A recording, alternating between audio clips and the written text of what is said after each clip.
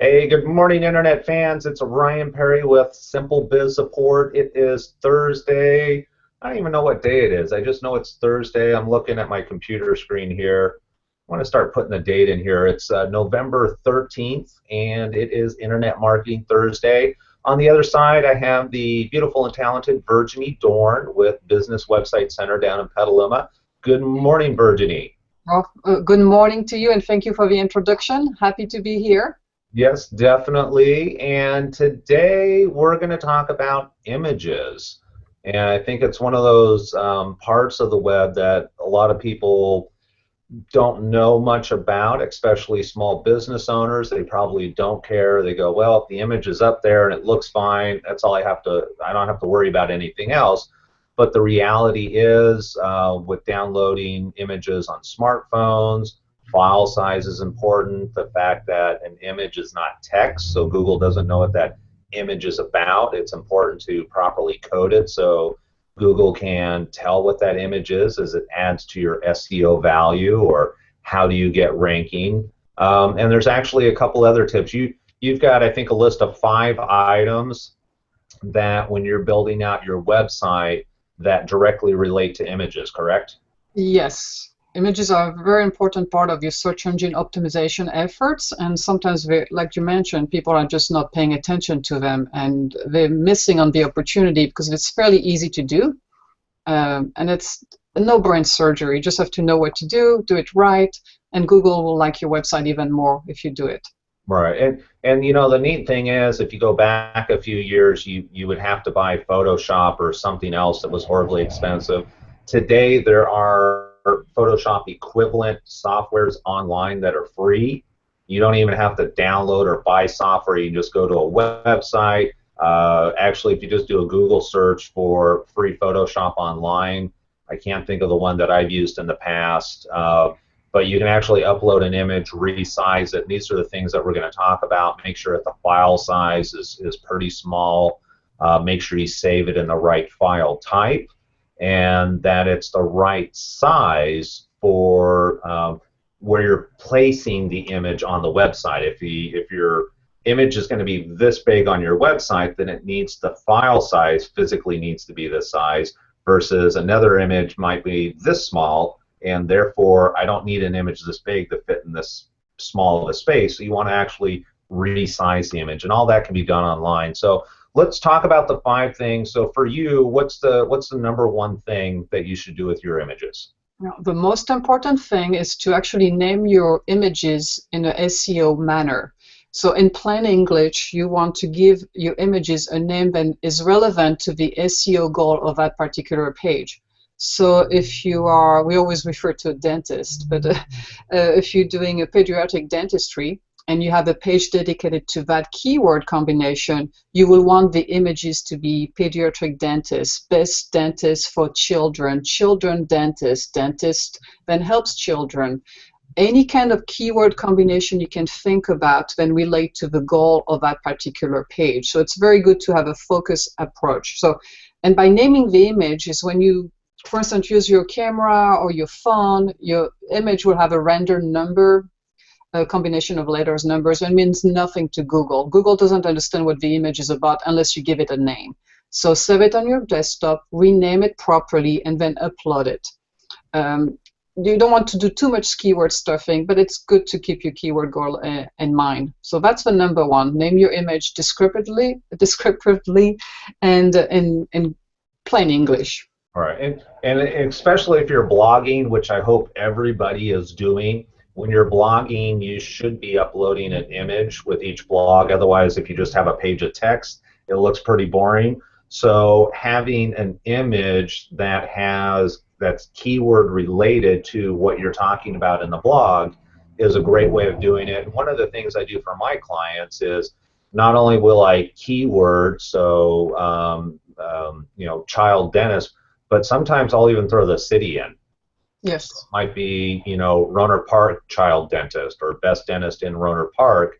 Even if it's a picture of the lobby, or maybe it's a picture of a kid holding candy or something like that, what we're trying to do is let Google know that this image is about the keywords that we want to be found for. So the image itself doesn't have to directly relate to it, because Google doesn't know that it's a kid with a candy, as an example in the image. What we want to do is, instead of writing the image name kid with candy, is I want to say best child dentist Santa Rosa. Yes. Example. Yes, very important to do it that way. Now we can move on to the number 2 advice, is to actually use what we call title tags and alternative tags, or alt tags. So whenever you work with a content management system like WordPress, it gives you the ability to not just upload the image you are properly named, but to also add a title and an alt tag to that image. So the title tag is the mouse over tag. So if someone put their cursor over the image, it will render some kind of text. So you want to make sure it's spelled properly, even it has the right capitalization, and again, in line with the SEO goal of the page and in line with the name of the image. The second tag is the alt tag. The alt tag truly will only appear if the visitor on your website was having a hard time displaying images. Maybe they have very slow internet. So that would be some text explaining what the image is about. So 99.9% of the time, it's never going to be seen. So you can really go crazy on the alt tag and give it a more elaborate combination of keywords. And I like to suggest things that people might verbalize on their phone. For instance, I am looking for the best website designer in Petaluma. This could be my alt tag. That whole sentence, that whole verbal command, because again, people are not going to read it. It's only the search engines that are going to read it. So the key when you have your image name, your alt and title tags, is to have them very similar but not identical. You don't want to copy and paste 3 times the same thing. You want to put dentist for children, children dentist in Morno Park, pediatric dentistry. That way it tells Google what the image is about, and again, it supports your SEO goal for that page, when that page is about dentistry for children. Okay, perfect. And then, the key thing you brought up, the fact that if I'm looking, I get on Siri or on Google and I go, best website developer in Petaluma, nice plug, by the way. I don't necessarily want my image to be found, but it will ultimately, or can ultimately, lead back to your website, because your image itself might come up. And if you're in an industry, I have some clients who are general contractors, and so a lot of before and after pictures of kitchen remodel, bath remodels, those type of things. And when people do a search for kitchen remodel or bath remodel, a lot of times a bar of pictures will come up. They click on that, and they have the option to actually go to the page that image is found in. Yes. So images are a way to lead into your website. So you may go, well, geez, I'm a dentist. I don't want people to find my picture per se. I want them to find my website. But it's just another way to lead people into your website. Yeah, great explanation. That's truly the goal with image optimization, is to lead to the website through images, because we truly can care less which page or which image they are finding you with, as long as they find you. Right, exactly. All right, so I'm naming my image correctly, and I've gone through and I've made sure that it's SEO optimized.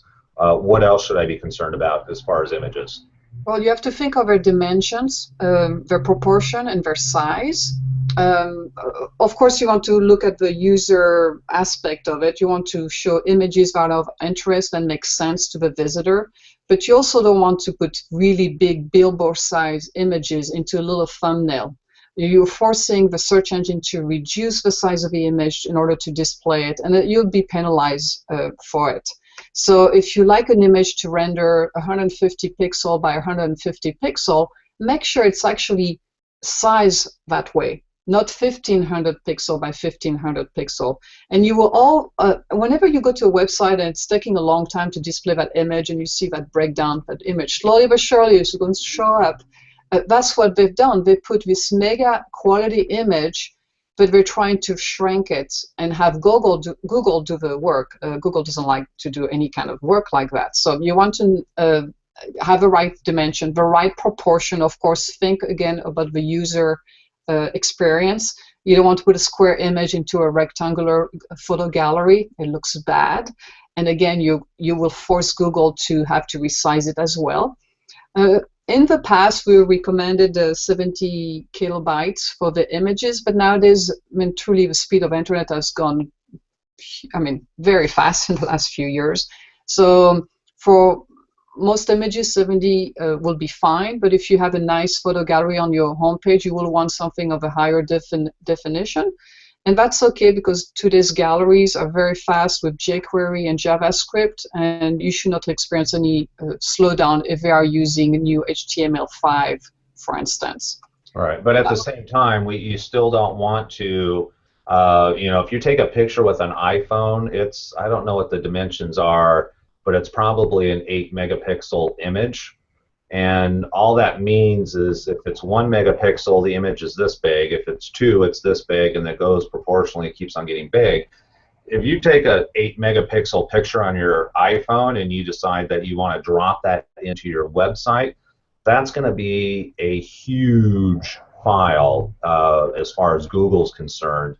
And, and then if you have 2 or 3 images on your page that are all this size, it really takes a long time to download. And so it's, gosh, probably 3 years ago now or so, 2 or 3 years ago, Google started penalizing websites pretty heavily for not having optimized images because it was slowing everything, and mobile was becoming more prevalent. And with mobile devices, a lot of times you're not tied to a Wi-Fi, but you're actually on the network, and so you're really sucking a lot of bandwidth that doesn't need to be. And if you imagine if your image is this big, but a screen that's this big, you're just not being efficient is essentially what's going on. So if you don't have Photoshop skills, that's okay. Find a graphic designer, because in the long run, if you plan on being in business for a long time and you want to generate business from your website, invest a little bit of time, money, and effort into doing it right, or just learn how to use some of the simple online free Photoshop type of websites and redo the image. And a lot of times I'll get stock photos and they're 300 DPI. They're set up to print, and I don't need print quality images on a monitor. You only need 72 DPI. So that's something else that you want to look at, is not only the size but also what the pixel density is. Yes, it's funny, as I'm listening to you, I can also hear people say, but there's a huge importance to images on my website because I do photography, for instance, so it's important to have high-resolution images. How am I going to manage this on an iPhone or a phone or tablet? Well, it's fairly simple. Nowadays, with responsive design, there is the ability within the code to call for a different image if you're on an iPhone or smaller size screen. So we can tell the code, okay, if it's a full-size desktop screen, show this image. But if it's on a tablet, show this smaller image. And if you're on a phone, show this one, which is even smaller. So there are ways for your programmer to adjust to that so you can have full quality on a desktop version. And in addition to that, there are different ways to have image extension. The most common one would be JPEG, GIF, and PNG. Preferably as much as possible, because they will be the smallest size for the best resolution. If you have to have a transparent background, use a PNG. GIF is old-fashioned. That's what we all used years ago. Nowadays, they're being replaced by PNG. PNG will be higher in size, but will allow you to have a transparent background. And there was something else I wanted to mention as well. All the thumbnails. So again, just like you can have different images called based on your device, you can have you have a nice photo gallery with thumbnails. Maybe you have a shopping cart and you have a larger version. You can have the thumbnail and the large image to be 2 different images, and we recommend it to set it up that way. Don't just use 1 mega image and cram it into that thumbnail, because you will be penalized. It will slow down your page. So preferably you want your programmer to give you 2 upload versions, the thumbnail and then the larger image. And I think you and I were talking about how you can be very creative with those images. On the thumbnail, you could do a peekaboo or teaser, If you're selling a shirt, it could be the buttons and the collar, but when you click on it, you see the full image, which is truly a second image. So something to keep in mind. It's all possible. Just ask your programmer. Okay, perfect. And we're out of time, but if you could kind of go through, I know it always happens. We're like very specific. We're just going to talk about this one thing. It should only take us 5 minutes, and then 15 minutes later, here we are going, we didn't talk about everything. But why don't you real quickly highlight the key points that you should pay attention to when uploading and optimizing images for your website? You want to name your image properly. You want to give it properly name, alt, and title tags. You want to size it properly with the right dimension and file size. You want to give it the right extension, for instance, a JPEG instead of a PNG whenever possible. And is into the sitemap. So maybe sitemap should be a subject we could address in the next few weeks. Yeah, I think you cut out a little bit there, but I'm assuming you were talking about a sitemap for images, which yes is a whole nother conversation. Sitemaps in general, a whole nother conversation. Yes. Virginie, with that, I appreciate your time, and next Thursday, I'm sure we'll have another exciting episode ahead for people. Again, or I should say, as always, thank you for your time. Thank you. Bye-bye. Bye.